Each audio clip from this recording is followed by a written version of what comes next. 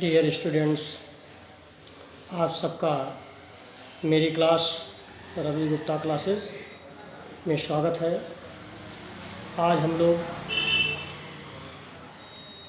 Revision करेंगे introduction to trigonometry का और कुछ बेसिक चीज़ों को फिर से हम लोग रिवाइज करेंगे जो क्लास 10th के बोर्ड एग्ज़ाम के लिए, चाहे वो CBSE के हों या यूपी बोर्ड के हों, बहुत ही महत्वपूर्ण होंगे। सबसे पहले तो हम इस बात पर गौर करें कि ट्रिग्नोमेट्री केवल राइट एंगल ट्रायंगल में ही एप्लीकेबल है।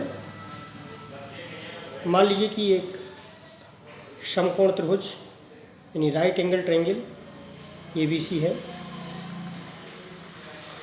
AB और BC ये दोनों एक दूसरे के लंबवत हैं, परपेंडिकुलर हैं, यानी इन दोनों के बीच 90 डिग्री का एंगल बन रहा है।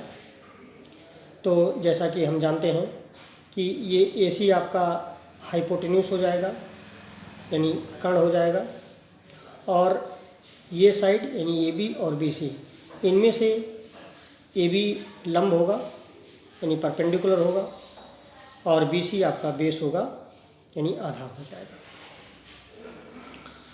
अब इस चीज़ को ध्यान रखना होगा कि ये भी बेस भी हो सकता है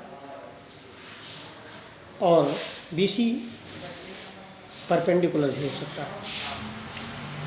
अब देखिए, अगर इन तीनों साइड से हमें केवल दो ही साइड मालूम है तो पाइथागोरस थ्योरम के उपयोग से हम तीसरी साइड निकाल लेते हैं। तो पाइथागोरस थ्योरम क्या है,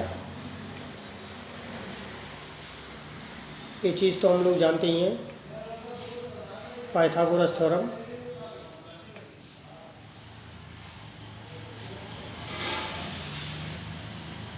हाइपोटेन्यूस स्क्वायर यानी कर्ण का वर्ग बराबर लंब का वर्ग प्लस आधार का वर्ग। Hypotenuse square is equal to perpendicular square plus base square, यानी कर्ण का वर्ग बराबर लंब का वर्ग धन आधार का वर्ग।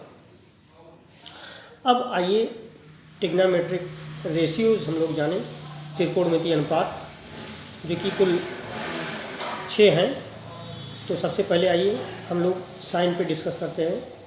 साइन, और मान लीजिए कि ये एंगल ACB थीटा है या x है, तो sine theta is equal to perpendicular upon hypotenuse ये होता है। कहने का मतलब लंब बटे कर्ण का जो अनुपात होता है वो साइन थीटा के बराबर होता है। और अगर हम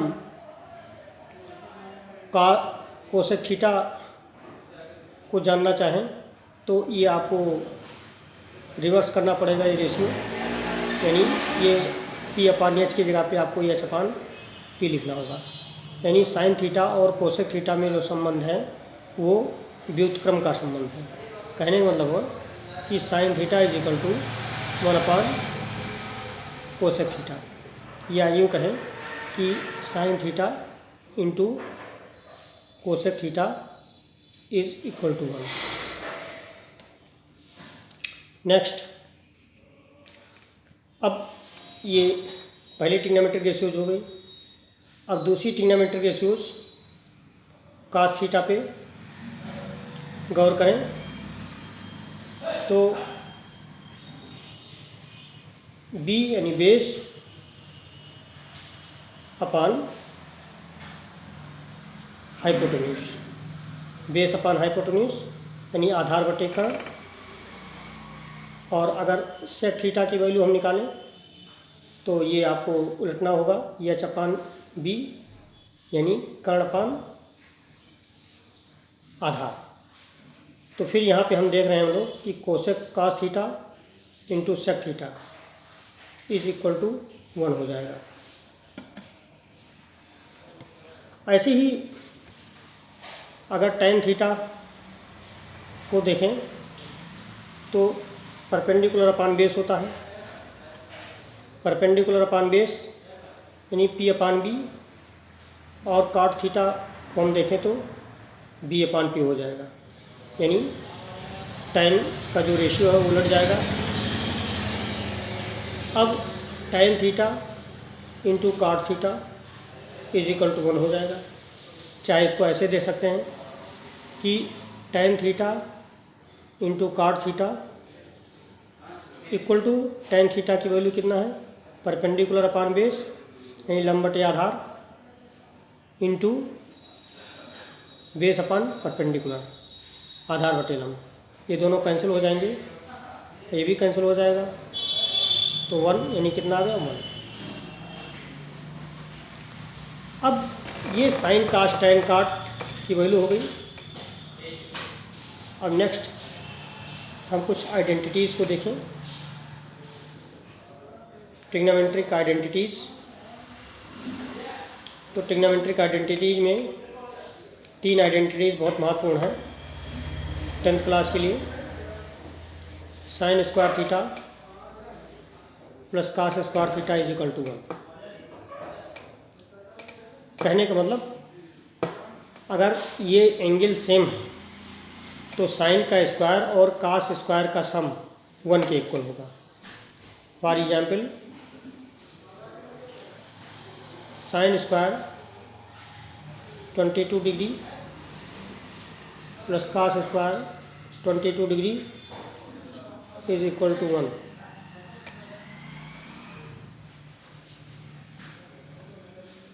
या हम यहाँ से अगर साइन थीटा की वैल्यू निकालना चाहते तो sine square theta is equal to 1 minus cos square theta, या sine theta is equal to plus minus under root 1 minus cos square theta हो जाएगा। या कास स्क्वायर का ही कास थीटा की वैल्यू निकालना चाहते हैं तो cos square theta is equal to 1 minus sine square theta, या cos theta is equal to plus minus under root 1 minus sine square theta, ये ऐसे हो जाएगा। अब दूसरी आइडेंटिटी पे गौर करें, तो दूसरी आइडेंटिटी ये है sec square theta minus tan square theta is equal to 1।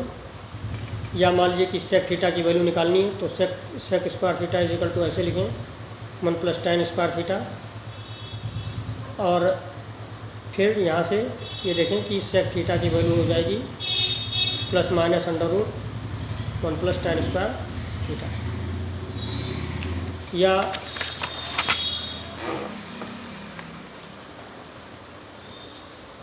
मान लीजिए कि टैन थीटा की वैल्यू निकालनी है तो ऐसे लिखें tan square theta is equal to sec square theta minus 1।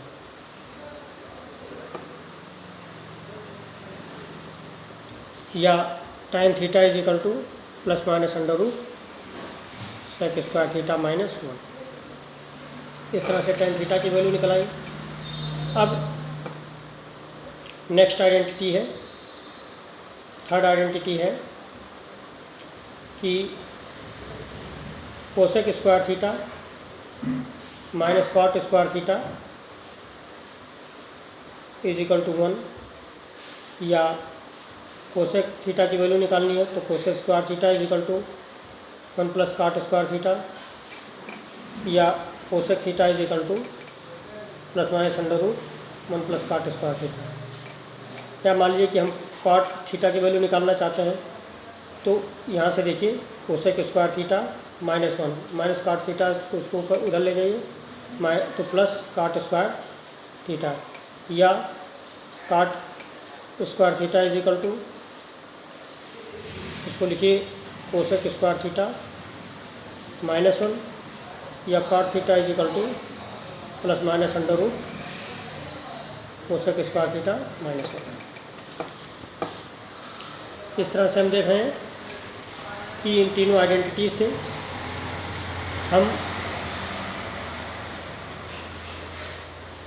Different trigonometric function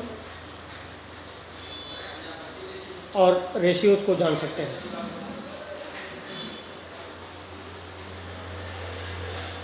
अब ये एक एग्जाम्पल को ट्राई करते हैं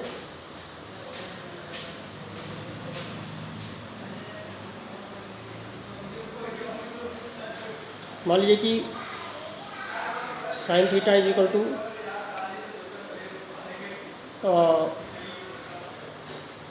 3/4 दिया है,